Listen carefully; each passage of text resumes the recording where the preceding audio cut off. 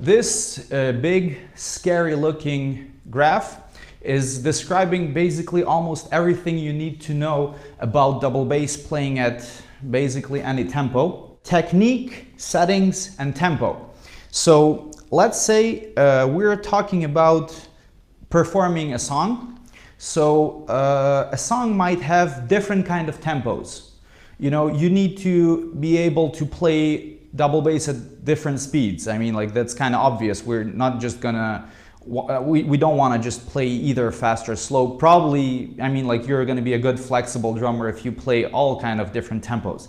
So the thing is, we need to remember always that tempo is a variable that's always going to be changing. The other thing, settings. Settings is something that we'd like to mess with, you know, and some of us think that there's this pedal settings tooth fairy who comes at night and change our pedal settings, and the next day we won't able to play anything at all. But that just I just call it a bad day, you know, or there's no such thing as a pedal setting tooth fairy, or pedal settings fairy rather. So the settings is something that we usually mess with when we're having a bad day and we feel like, oh, I'm not able to play stuff I played yesterday, so let me just completely change my settings. This usually leads to bad consequences. Not always though. But settings is something that you're gonna stick with till the end of at least one song. So as I said, tempo is a variable that's going to change throughout the song. Settings is something that you cannot change during the song, obviously. I mean, unless you have like a 5-minute break in the song, but usually we don't touch the settings usually in the middle of a song. So settings is going to be a constant here. Settings is not changing, settings are not changed during the song. And the third thing, technique, which is obviously what you're going to use, like full leg or ankles or swivel or double strokes, heel toe, whatever. And this is also a variable, and this is the most dependent. It's going to depend on the other things. This variable is going to be changing. This is something that you need to adapt to. All right, so we got the technique, that's a variable, settings, that's a constant, and tempo, that's another variable. The tempo variable doesn't depend on you, it depends on the song, so you cannot really control it if you're playing to a click.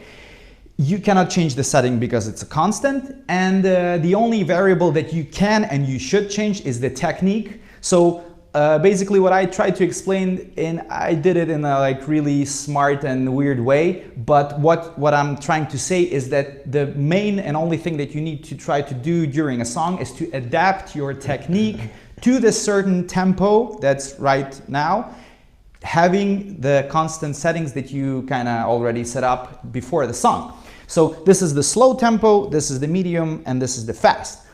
The settings can be I wrote here loose, meaning the spring tension, but overall it means just like really loose settings when it comes to beater angle, when it comes to beater height, when it comes to, let's say, VDL if you're using Axis, or any other pedals that you can just change the position of the direct drive link or chain or whatever you're using, because some pedals have like different positions, like for example the Coppeto or the Demon drives, or it doesn't matter. And then you have the technique.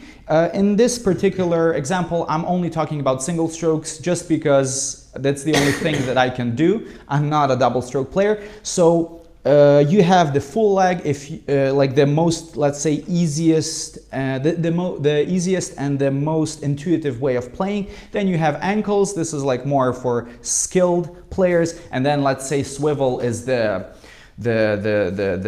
your limit that you can reach in terms of technique, which is like the ultimate awesome thing to use in metal. So try to align everything on a horizontal line. So it's this is how these combination make sense and work the best for you. Of course, you can always play with full leg, with full spring tension, but it's going to be tough, you know. So this is very important for you to understand, because I saw a lot of people, as I mentioned before, having really, you know, it's let's say this is kind of a bad influence that people see, because we have access to all the possible information on the internet.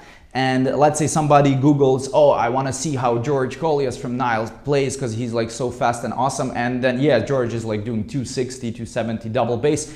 And the guy just started to play drums. And then he's like, yeah. And then he says, like, oh, I see George has maximum spring tension and a high beater angle. So I'm going to completely adjust the pedals the way he does. And then the guy, of course, cannot play 260, but he's just starting at 100 BPM. And he's like, oh, it's so hard. Why am I struggling? Of course, because these extreme settings are not really meant for the tempos that you're trying to play. And he's also using a different technique. So that's usually what causes a lot of problems, and that people don't really, they kind of overlook it. You know, they don't really understand that this is the reason it's causing the problems, because you're not using the appropriate technique with the appropriate settings for the current tempo that they're trying to play.